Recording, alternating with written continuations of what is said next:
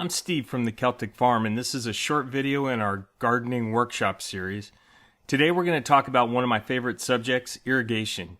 You'll learn some amazing tips and basics on how to irrigate your garden and landscape and do it successfully. So without further ado, let's go ahead and get started.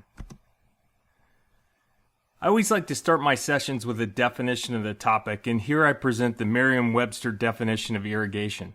I think the most important word here is artificial. So here in California, we're not blessed with a consistent summer thunderstorm and high humidity, both of which come with their own problems. But for us, artificially augmenting our plants' water intake is critical for most plants and trees and growing them. Irrigation is critical, and so is the efficient delivery of water during our hottest months. Irrigation is a massive subject, and the short time we have today, I couldn't hope to touch on everything you may want to know. My guess is that today's presentation will have parts that are familiar and some that are hopefully new and helpful. But here are my goals. We'll cover basic terms and concepts and explore the components available for irrigation systems. I'll provide some simplified slides to help plan a new system and help you upgrade your current system or expand it if you'd like. And throughout, I've woven in 20 years of success and failure, mine that is, on irrigating our 2-acre farm and gardens, and hopefully help you avoid pitfalls and problems that I've experienced. So let's go ahead and get started. Throughout history, we've been focused on moving water for not only consumption and survival, but for the growth of plants and other means of consumption. Now, I probably wouldn't use an aqueduct today, although we have a modern aqueduct system here in the county where I live. But as homeowners, we have a myriad of great choices, sometimes too many to water our gardens and landscape. So we'll talk about those options today and covering the following. First off, let's talk about the components of an irrigation system and some terminology. These slides are not all-inclusive, but I've focused on providing those that are critical and most commonly used. Note, not every system will have all of these, but hopefully the list will raise awareness for you of what's out there and available. Irrigation at the most basic level is moving water from point A to point B. In most of your home environments, there's probably a point C, D, E, F, and on and on. To move that water, we need to choose the highway, and most systems utilize two types of pipe, PVC and/or polyethylene pipe. They're very easy to distinguish. One is white and rigid, the other is black and flexible.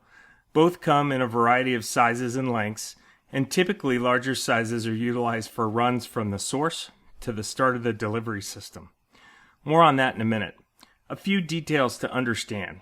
First, white PVC pipe comes in a number of thicknesses, and the term typically used is schedule. The higher the schedule, the thicker the pipe wall. Typically, Schedule 80 pipe is used for longer supply runs, and the thinner Schedule 40 is used for your sprinkler zones or watering zones. You can easily identify the pipe by the printed text on the outer shell. You can see it up here in the PVC photo. Most gardeners are familiar with the above ground use of black poly drip pipe.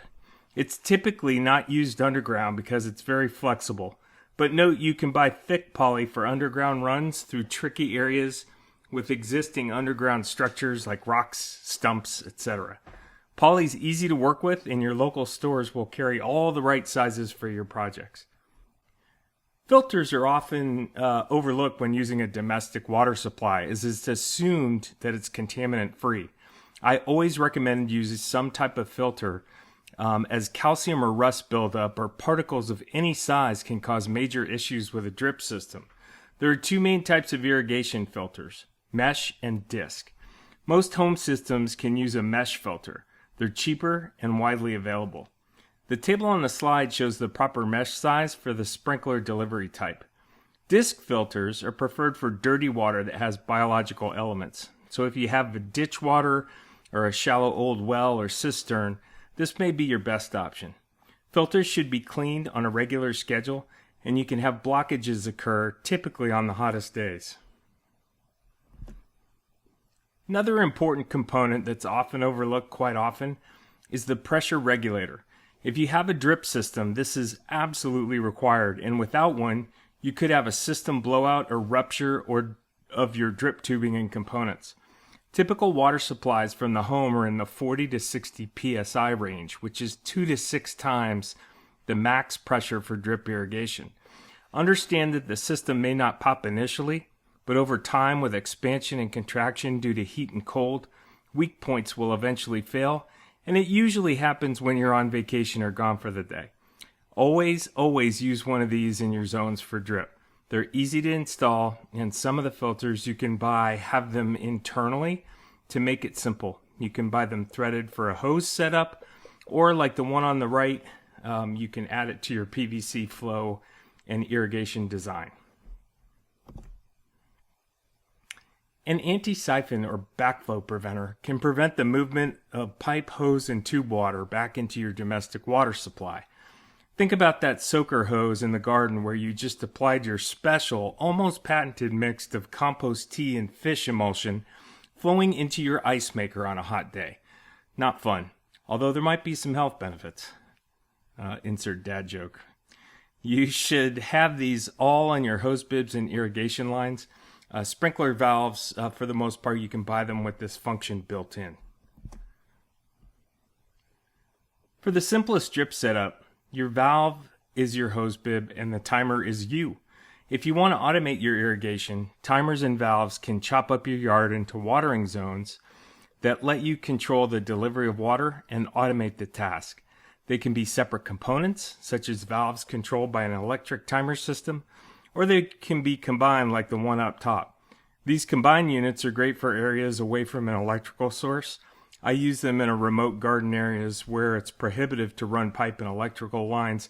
This particular one is solar powered.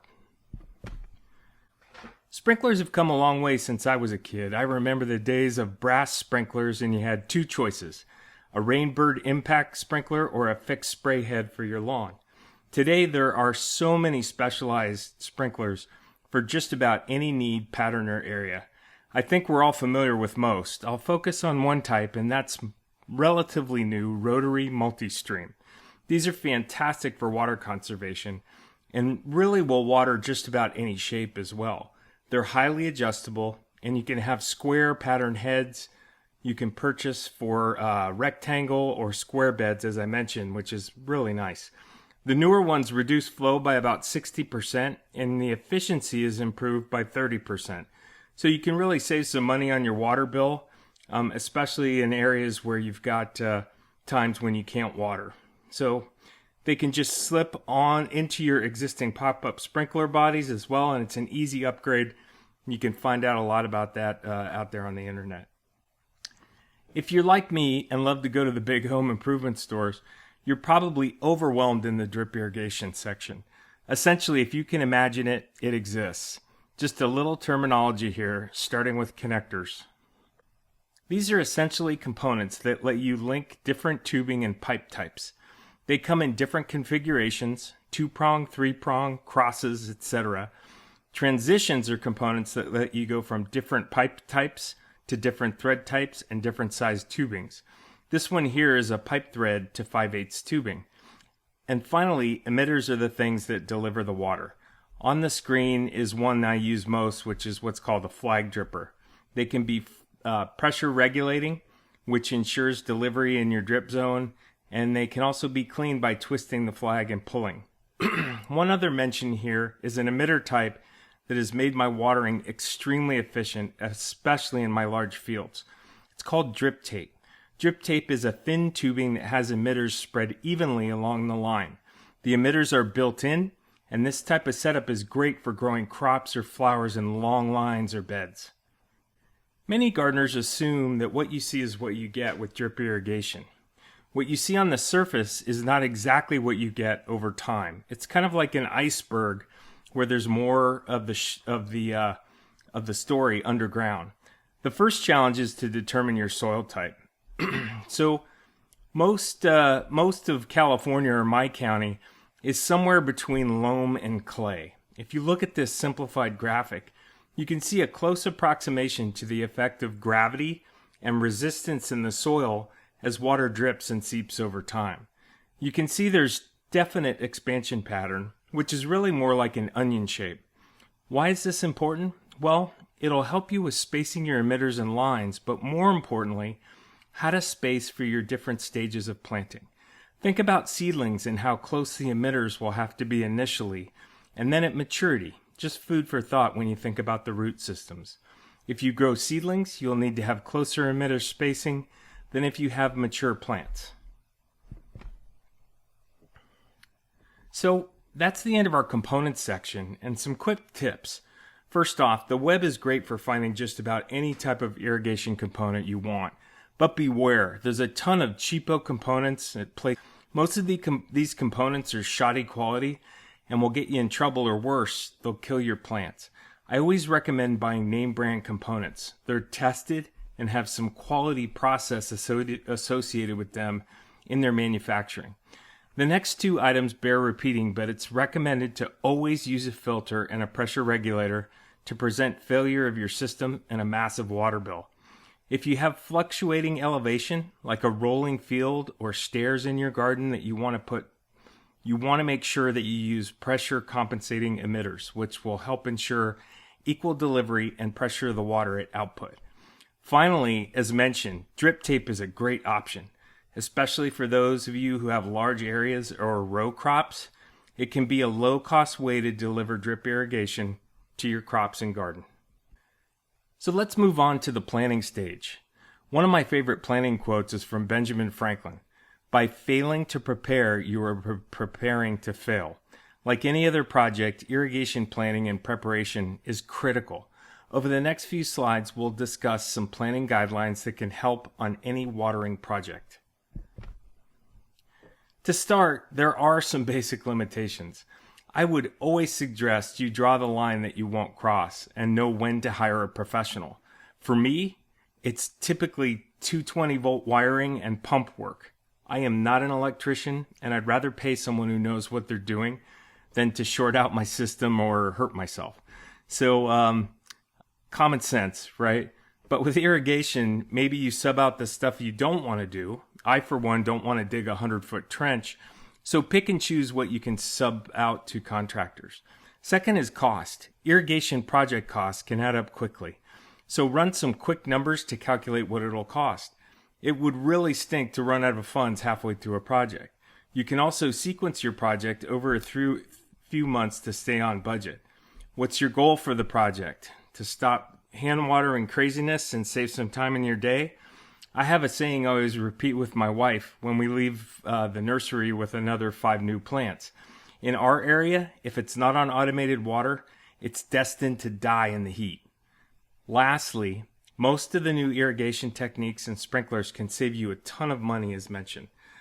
Planning your zones can keep you from underwatering, overwatering, and can save on water costs and the cost of plants and replacement. We talked a little bit about this in the previous section, but knowing your soil type is critical when planting and helps determine emitter spacing and drip rates. Most of you will fall into the loamy clay and soil types, and a good bet is that a 1 gallon per hour flow rate will prevent runoff and get maximum penetration into the soil. But there's some great references on your resource sheet that will go into a little more depth.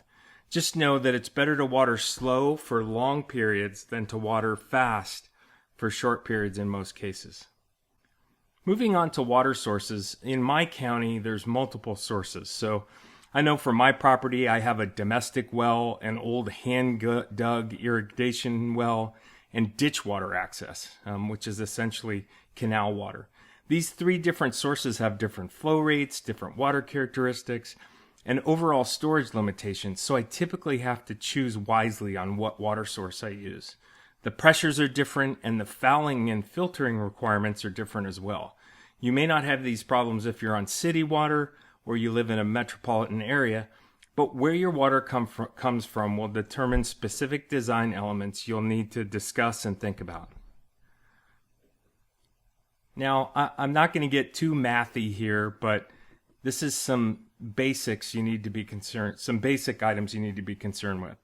Flow rate is a key characteristic of your source that will help you understand how much water you have at your disposal, how many emitters you can place on a line, and how many sprinklers you can drive. This ties directly into your sprinkler zone design.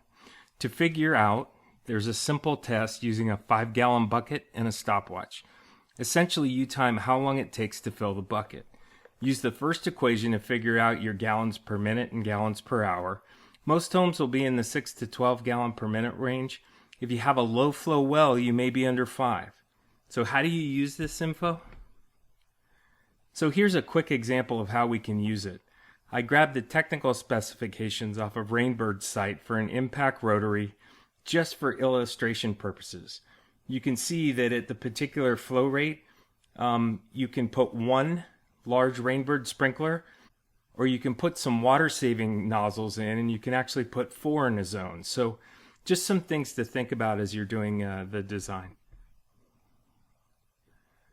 The size of your pipe can also restrict the flow rate. So if we stick with our example and know that our water source feeds at 5 gallons per minute, what happens if I use Schedule 80 half-inch PVC as my main line to 5 zones? You can see on the chart it will be limited to about 3 gallons per minute.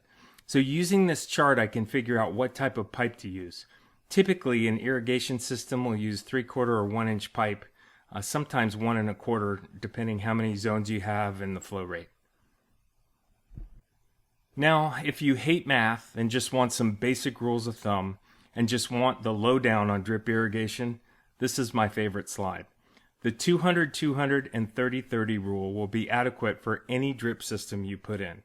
Most drip emitters will be tagged with their gallon per hour usage. So in this example, you can do a 30 quarter-inch drip and have no problems having 30 1-gallon per hour flag drippers, or 15 2-gallon per hour drippers, or 7 4-gallon per hour. So you can see you can take these and use the math to figure out your maximum number of emitters on a specific pipe run. Drip is all about getting the right amount of water to the necessary location and focusing on your system efforts. Drip emitters are perfect for individual plants where you can focus water at the root system. Micro sprinklers can be a great option for ground covers and high-density landscape plants where there may not be root systems that are tightly planted. Example, a tulip bed or phlox, essentially ornamentals. Finally, I've talked a bit about the advantages of drip tape already quite a bit. So now to put it all together, you can start to sketch out your plan. Graph paper is great, and there's a number of free sketch tools online offered by Orbit, Rainbird, and other irrigation providers. Take measurements and begin your lay out your system. This will help give you an idea of how much material you'll need, the number of sprinklers and emitters, etc. The most important aspect here is laying out your zones and how much flow you will need to provide water to your plants. To wrap up, here are a few tips for planning out your system. If your watering zones are any type of distance, you want to use the largest supply pipe that fits your flow rate. Mixing emitter types is setting yourself up for problems. Water tends to flow to the highest flow rate emitters, the path of least resistance, and inevitably you will leave some plants thirsty. Always leave a stub of pipe for future expansion or plans to make it easy and add on. If you're like me, there's always a vision for that future project, that future raised bed, that future area of growth, so plan ahead. Finally, use charts and references to plan out your flow and required drip rates, and you'll be ahead of the game. So now the fun part. How do we put it all together and make it last? 2 rules you should be aware of as you start your installation. You're going to spend a ton of time and effort putting in this system, and you want to protect it. You need to bury your pipe runs between 8 and 12 inches. This does a few things. First, it gives you some space to work in the soil above the pipe. Second, in areas of freeze where the ground freezes, it protects the pipes below the threat of frozen water. A second big one I learned the hard way is that anti-siphon valves need a pressure differential to work. And if the valves are below a sprinkler head, you'll have trouble with the siphon valve and overall operation. Pipe and tubing are really erector sets or tinker toys for adults, in my humble opinion, and assembling them is simple if you follow a few rules. First, with PVC pipe, you use a 2-step process to prep the PVC with primer. Primer sets the stage for a chemical reaction in the PVC and preps it for bonding. It softens the pipe as you apply the blue cement and will fuse the two parts together in a chemical bonding process. When you put the pipes together, ensure an even application of primer and cement and push the parts together and twist as you go until it's fully sealed. It can take 15 minutes for the initial bonding, where the joint can withstand pressure, and it takes about 2 hours to cure. Polytubing is really simple if you follow some basics. Always cut tubing at a perpendicular angle. Always put the tubing on completely past the last set of barbs to prevent leaks and failure. For any pipe threads or screwed ends, always use a few wraps of pipe thread tape to provide a clean seal and screw them all the way in so they're nice and tight. To prevent leaks, make sure all your pipe joints and threads are completely free of dirt and dry. As mentioned, use pipe tape to screw down the joints all the way to the stops. Don't go cheap on glue, but make sure and wipe excess glue and primer as it can weaken the pipe outside of a joint. Inspect your work, and after 15-minute pressure test, check for leaks. Obviously, test before you bury, or you'll have an unintended drip system underground. If you're doing PVC work, I always find it nice to have a flat, clean working surface. A square of cardboard is great for slipping under the pipe while doing joint work. Wear gloves, cleanup is a mess, and no matter how careful you are, you'll get PVC primer and cement on your hands. It's really tough to get off and it irritates your skin. Two tools I recommend for both types of pipe are these cutters pictured here. The PVC cutter is great, simple to use, and guarantees a nice 90-degree cut surface that's clean. The poly cutter and punch makes it easy for big drip projects. If you plan well and take your time, the end result will be success. Finally, no matter how careful, some dirt or debris gets into the system. I typically leave the last emitter or end of pipe off until I do a full flush to prevent clogging of the pipes. So once the system's in place, I always go through a test or cycle mode on the sprinkler to go through my zones and make sure they're working as intended and that there's no clogs. If they aren't, start at the filter and emitters. You can be proactive, especially with the drip emitters, by testing your yard with a moisture meter. This can give you a heads up if your system isn't working as planned before your plants die off. As with everything else, you can have a phone a friend option if you just can't figure it out, or a contractor. Think of the irrigation system as a friendship or relationship. You get out of it what you put into it. If you ignored a relationship over time, it'll go sour. Periodic maintenance will help prevent serious headaches and clean your filters weekly or monthly, clean your drippers, and test your system and flush it at least once a season. And for sprinklers, clean the heads periodically and the filter baskets. These types of maintenance functions will pay huge dividends and keep your system running well. So that's it. I hope you found it useful. Please like and subscribe for more tips, workshops, and how-tos from our YouTube channel. And go to our website, thecelticfarm.com, for more information. Thanks.